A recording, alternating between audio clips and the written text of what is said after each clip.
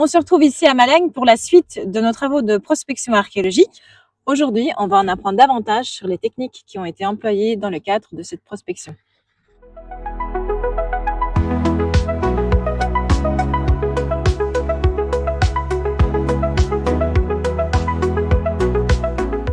Eh bien, cette machine est en résistivimètre, c'est-à-dire qu'elle va calculer la résistance des différentes couches du sol. Donc, globalement, ce que l'on va faire, c'est planter des piquets métalliques dans le sol et calculer le temps et la résistance du courant qui passe d'un piquet à l'autre. Nous aurons ensuite un profil, comme ici, sur lequel nous verrons les zones peu résistantes, donc bleu foncé, un peu plus résistante en vert et très résistante en rouge. Donc ici, on a une zone qui est clairement plus humide, c'est ça? Oui, c'est ça, on dirait qu'on a une poche d'eau à cet endroit-là. Alors c'est probablement naturel, on a naturellement des zones qui retiennent beaucoup plus l'eau que d'autres.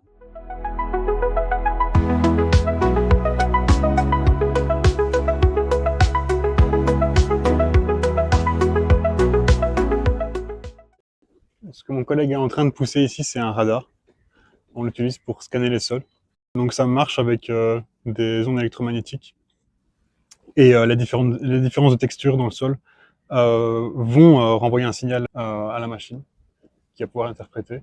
Et donc on va pouvoir voir des contrastes sur le rendu, le pré-rendu sur la tablette, ce qui nous permet déjà d'orienter la prospection.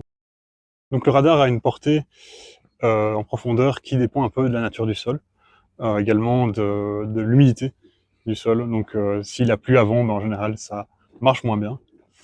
Ici, je pense qu'on est dans l'ordre de 1,50 m, 1,80 m.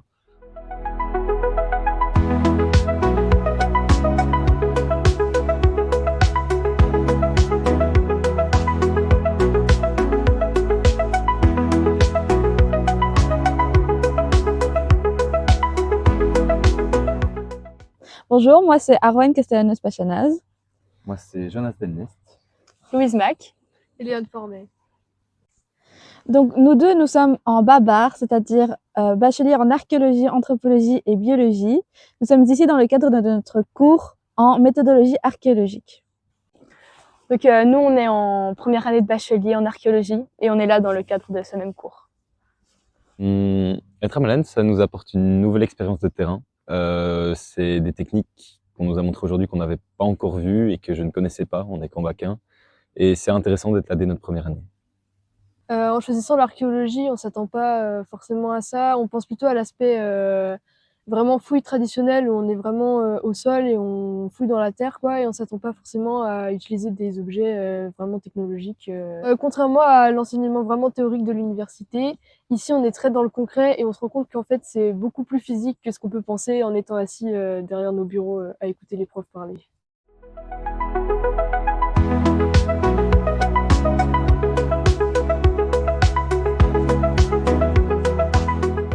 Je suis Lilian Scoy, j'ai 24 ans et je suis étudiant en Master 2 en archéologie à l'Université de Liège. C'est très intéressant pour moi d'être venu aujourd'hui à la Malagne parce que c'est un site assez important en Wallonie, assez prestigieux aussi dans ce que l'on y retrouve. Et puis c'est une très belle expérience de terrain pour en apprendre mieux sur les techniques et les approches.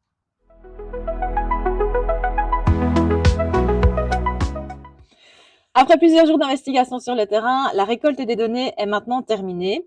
Il faut désormais les traiter par ordinateur, ce qui va prendre un petit peu de temps. Donc, un petit peu de patience pour nous retrouver pour découvrir les résultats.